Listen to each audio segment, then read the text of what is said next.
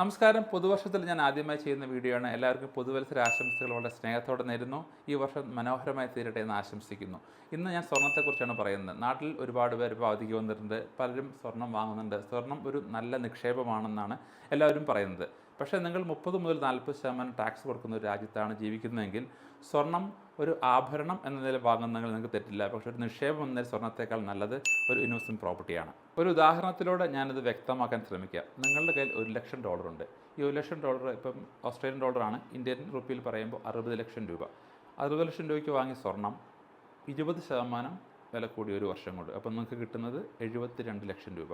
ഇതേ പണം കൊണ്ട് തന്നെ നിങ്ങൾ പ്രോപ്പർട്ടിയിൽ ഇൻവെസ്റ്റ് ചെയ്തു. 90% LVR സ്കീമിൽ പോയി കഴിഞ്ഞാൽ $6 ലക്ഷം പ്രോപ്പർട്ടിക്ക് നിങ്ങൾക്ക് 10% ഡെപ്പോസിറ്റ് ഇട്ടാൽ മതി, വിച്ച് ഈസ് $60,000. $60,000 അതിൻ്റെ എക്സ്പെൻസുകളൊക്കെ കൂട്ടി കഴിഞ്ഞ് കഴിയുമ്പോൾ സ്റ്റാമ്പ് ഡ്യൂട്ടി അങ്ങനെയുള്ള കാര്യങ്ങൾ കൂട്ടി കഴിയുമ്പോൾ നമുക്ക് മാക്സിമം $1 ലക്ഷം താഴെ ഡെപ്പോസിറ്റ് ഇട്ട് $6 ലക്ഷം പ്രോപ്പർട്ടി വാങ്ങാം.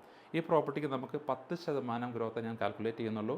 അപ്പോൾ നമുക്ക് $6 ലക്ഷം 10% $60,000 കൂടുതൽ കിട്ടി. $60,000 ഇൻറ്റു 60 കൂട്ടി കഴിയുമ്പോൾ 36 ലക്ഷം രൂപയാണ് ഒരു വർഷം നിങ്ങൾക്ക് പ്രോപ്പർട്ടിയിലൂടെ നേടാൻ പറ്റുന്നത്. പിന്നെ ഇവിടെയുള്ള ഗുണം എന്ന് വെച്ചാൽ നിങ്ങൾക്ക് ഒരുപാട് ടാക്സ് ബെനിഫിറ്റുകളും ഉണ്ട്.